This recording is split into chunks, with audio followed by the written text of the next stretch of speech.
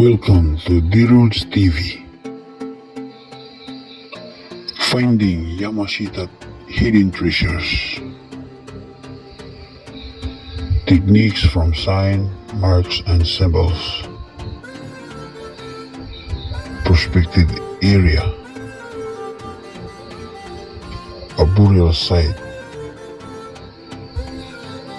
of Japanese Imperial Army.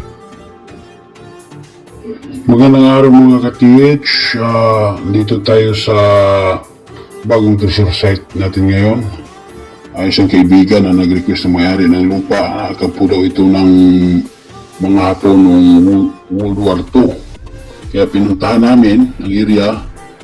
Sabi ng kanyang lolo na ang kumpulang bato dito ay libing daw ito ng Hapon noon. Okay, let's go!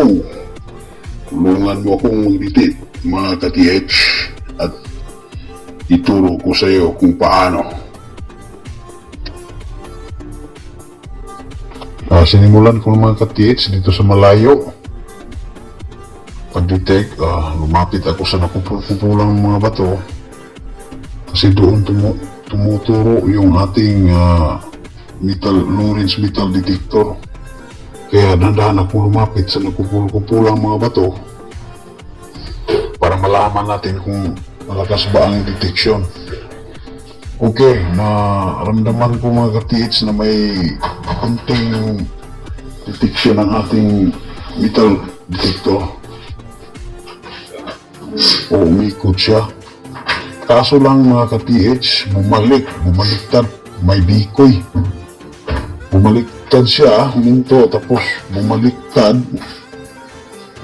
Sa palagay ko may decoy na nakabaon. Huminto yung ating long-range metal detector.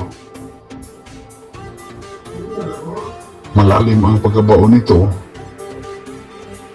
kaya hindi masyado siyang na-detect ng ating long-range metal detector.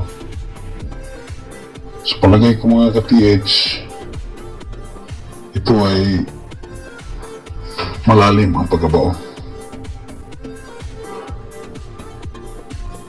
Hinang pag-ikot nating metal detector kanina. Nasinter ko positive yung area pero may decoy siya kasama. Sunod naman natin ang ating Nokta Macro Simplex short range metal detector. Ginag-ground balance ko muna mga ka-TH. Okay. Para malaman talaga natin kung mayroon bang nakatago kabaon malapit lang sa ating mahagip ng ating metal detector. Short range metal detector, Nokta Macro Simplex.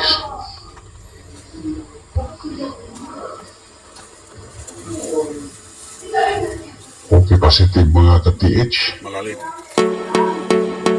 ang ating pero reward lang.